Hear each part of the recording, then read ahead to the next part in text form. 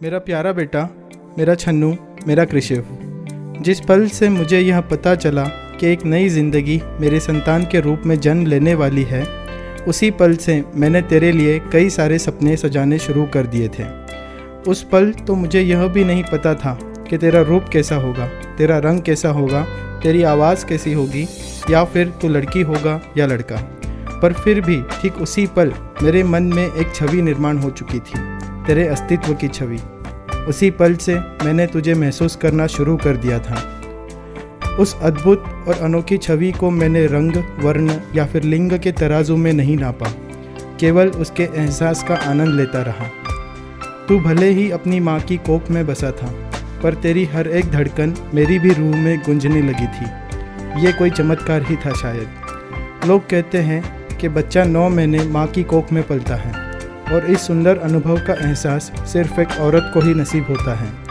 पर लोग यह कभी क्यों नहीं कहते कि माँ की कोख में पलने वाले उस बच्चे की ज़िंदगी की शुरुआत तो पिता से ही होती है। और इसीलिए अपने से जुड़े ना रहते हुए भी इन 9 महीनों में एक पिता भी हर पल अपनी संतान को महसूस करता है, अपनी सोच में, अपने सपनों में, उसके स्वागत की तैयारियों में, उसकी सलामती की दुआओं में, उसके भविष्य निर्माण की कल्पनाओं में और उसके बेसब्र इंतज़ार में। हाँ बेटा, मैंने भी उन 9 महीनों में तुझे पूरी तरह हर पल महसूस किया है। तुझे अपनी कल्पनाओं में कई तरह से सजाया है।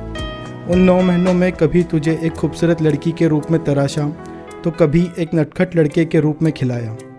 पर सच कहता हूँ, कभी भी दिल में कोई भी कश्मकश नहीं थी। तुझे हर रूप में अपनी संतान स्वीकार कर कई सारे सपने सजाने लगा था। जब अल्ट्रासाउंड लैब में पहली बार तेरे दिल की धड़कन सुनी, तो मानो उन 2 पलों में मेरे कान कुछ भी और सुनने की क्षमता खो बैठे थे। मेरे पूरे बदन में तेरे धड़कते दिल की गूंज थिरकने लगी थी। 2 पल के लिए ऐसा लगा जैसे उस खूबसूरत धक-धक के अलावा यह सारा संसार झूठा है। बस तेरी धड़कन ही पूरा संसार लगने लगी, और मैंने उस सुंदर दिल के संगीत को अपने जीवन का संगीत बना लिया। यह सच है कि एक माँ अपनी संतान के लिए बहुत सारी शारीरिक पीड़ा हंसते हुए सह जाती है, और इसीलिए वह सबसे महान कहलाती है। पर उसी समय एक पिता भी कई सारी तकलीफ़ों से गुजरता है, जो भले ही शारीरिक ना हो पर उनसे कम नहीं होती। क्योंकि एक पिता को अपनी संतान की सलामती के साथ साथ अपनी पत्नी की तंदुरुस्ती का भी पूरा ख्याल रखना होता है, और वह अपनी पूरी हिम्मत से दोनों को संभालने की पूरी कोशिश करता है। इसीलिए कोई माने या न माने, पर 9 महीने में एक पिता भी कई संघर्षों से गुजरता है। और बेटा, तेरे आने की उम्मीद ने कभी भी किसी संघर्ष की तकलीफ़ों को दिल में उभरने नहीं दिया, और हर पल एक नया हौसला मिलता रहा। तेरे जन्म के समय जब तेरी माँ लेबर रूम में वेदनाओं में झुलस रही थी, उस वक्त तेरे पिता का दिल उसी लेबर रूम के बाहर क्या पीड़ा सहन कर रहा था, यह मैं तुझे शायद शब्दों में समझा ना सकूं। ऑपरेशन थिएटर के दरवाजे पर कान लगाए तेरी माँ की चीखें सुनते हुए एक एक पल बिताना मेरे लिए एक एक युग बिताने के जैसा था। और फिर अचानक ही तेरी माँ की चीखें थम सी गई, उसी के साथ साथ मेरे दिल की धड़कन भी थम गई, और एक बहुत ही अद्भुत आवाज़ ने मेरे मचलते हुए मन को शांत कर दिया। वह तेरे पहले रोने की आवाज़ थी बेटा। शायद वह पहली और बिल्कुल आखिरी बार था जब तेरे रोने की आवाज़ से मेरे मन में ठंडक पड़ी थी, क्योंकि अब जब कभी तू रोता है तो चिंता मेरे मन को बेचैन कर देती है। तेरे पहले रोने की आवाज़ से मेरी कल्पनाओं को वास्तविकता का रूप मिल चुका था। अब मैं बड़ी बेचैनी से उस ऑपरेशन थिएटर का दरवाज़ा खुलने का इंतज़ार करने लगा था, और फिर अचानक ही वह दरवाज़ा खुला, और एक नर्स ने दरवाजे से ही झाँक कर मुस्कुराते हुए कहा, लड़का हुआ है। और वह बस इतना ही कहकर अंदर लौट गई। शायद तेरी माँ को यह जानकर मुझ पर गुस्सा आए, पर सच तो यही है कि बेटा, उस नर्स का वह मुस्कुराता हुआ चेहरा और उसके मुंह से निकली वह प्यारी सी आवाज़ मैं ज़िंदगी भर नहीं भुला सकता। और उसी पल मेरे नए जीवन की शुरुआत हो गई। खुशी की एक नई लहर चल गई। मैंने और सभी परिवार वालों ने तेरे आने की खुशियाँ मनाई। किसी ने हंसकर, किसी ने चीख कर, तो किसी ने झूम कर। और फिर एकदम से मैंने तेरे दादाजी यानी मेरे पप्पा को जमकर गले से लगा लिया, और उनकी आंखों से खुशी के आंसू ज़ोर ज़ोर से बहने लगे। और हमारी उस खुशी को जाहिर होता देख अस्पताल में मौजूद अन्य लोग भी हमारे साथ खुशी में मनाने लगे।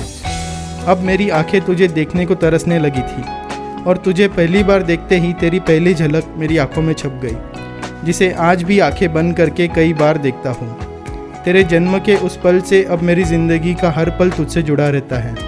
तेरे अपने घर पर पहली बार आने का वह दिन भी बहुत सुंदर था। तेरे स्वागत के लिए कई तैयारियों में मन लगा हुआ था। मन में कई सारे नए सपने भी थे। तेरे आने के बाद रात और दिन कैसे बीतने लगे महसूस भी नहीं होता। पूरा ध्यान तेरी नन्ही सी जान में लगा रहता। इस नए जीवन में मैं पूरी तरह से जीने लगा हूँ। तेरे नामकरण संस्कार का दिन भी मेरे लिए एक बहुत बड़ा दिन था। उस दिन मैंने तुझे तेरे जीवन भर की पहचान तुझे दी। कृष्यु क्षितिज अग्रवाल। मुझे पूरा विश्वास है कि तू मेरे दिए इस नाम को अपनी काबिलियत से दुनिया के ऊंचे ऊंचे शिखर तक ले जाएगा। देखते ही देखते आज तू 6 महीने का हो गया है बेटा।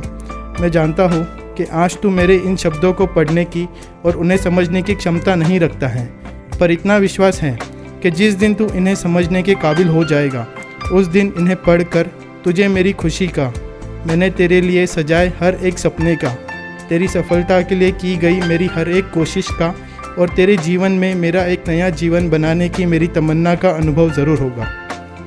बेटा, मेरा यह विश्वास है कि इंसान अपने खुद के कर्मों से ही अपना जीवन बनाता है।